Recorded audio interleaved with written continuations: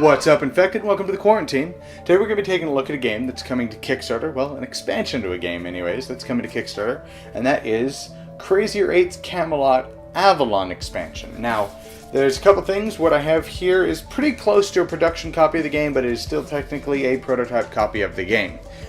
So your product or your mileage may vary, your product may vary when you get it. And this is an expansion, well, an expand-alone to Crazier 8's Camelot. It can be played standalone as a two-player game, or it can be mixed in with your Crazier 8's Camelot just for more abilities and a couple new systems. Now, I'm not going to cover all of the rules with Crazier 8's Camelot. I have an old video that, if I remember, I'll put up here in the corner. That'll take you over to that. Check that out. It basically plays exactly the same. There are a few minor differences with this, and I'll kind of cover those on the overview. So let's just go check those out.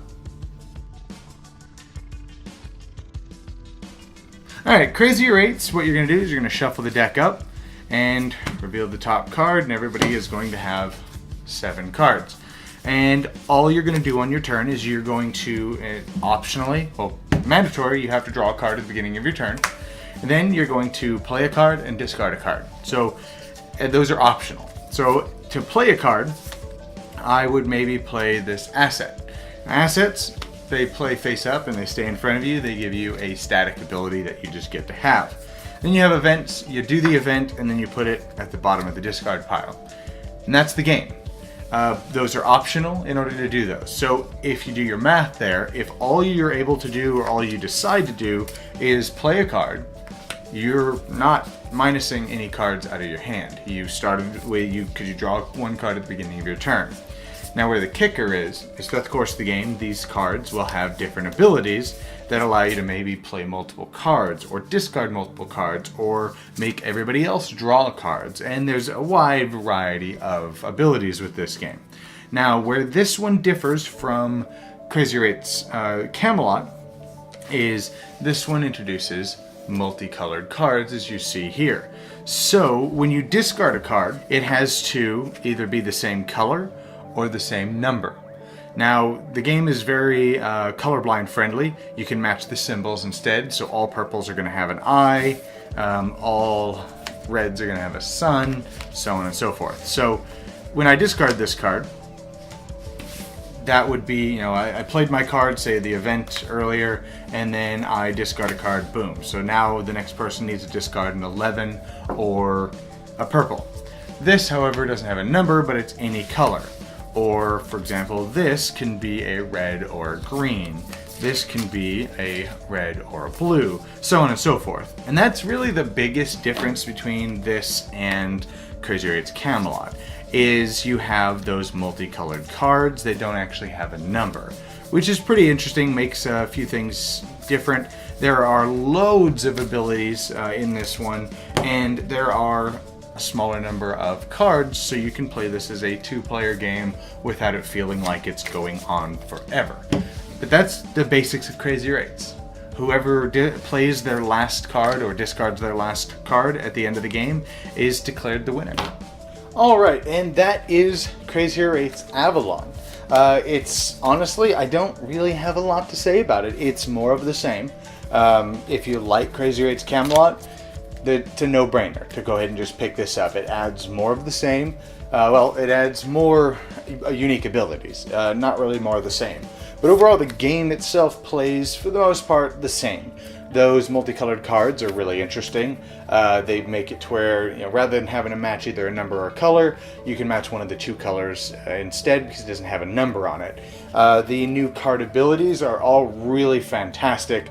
I didn't really find any huge combinations that we didn't like or we thought was overpowered. They all work really, really well.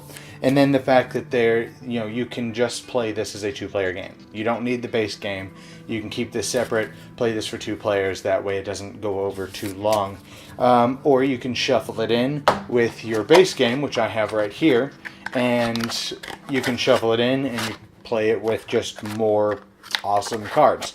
And that's really it. I don't really have much else to say about the game. It's fantastic. If you like Crazier 8's, you like Crazier 8's Camelot, pick this up. It's a no-brainer. If you're not sure, then think of, and I said this in my initial review, think of Crazier 8s as Uno, but where every card does something cool. That's the best way to explain Uno. I detest Uno. I hate Uno with a passion. It's not even a game. It's 100% luck. Whereas this, on the other hand, is much different because with the fact that every single card has an ability. Do you discard this card because it matches the color on there? Or do you play it, but now you're not going to be able to discard a card? So, like, if this is the only card you have in your hand that can be discarded, do you play something else so you can effectively be at a net -1? Or do you just suck it up and discard this and be at a net 0?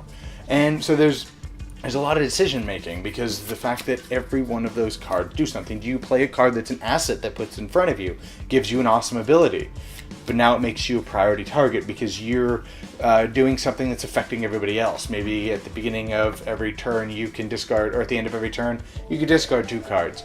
Maybe at the beginning of the turn you get to look at the top 2 cards and pick one of those to be able to draw instead, put the other one on the bottom. Do those assets make you a target?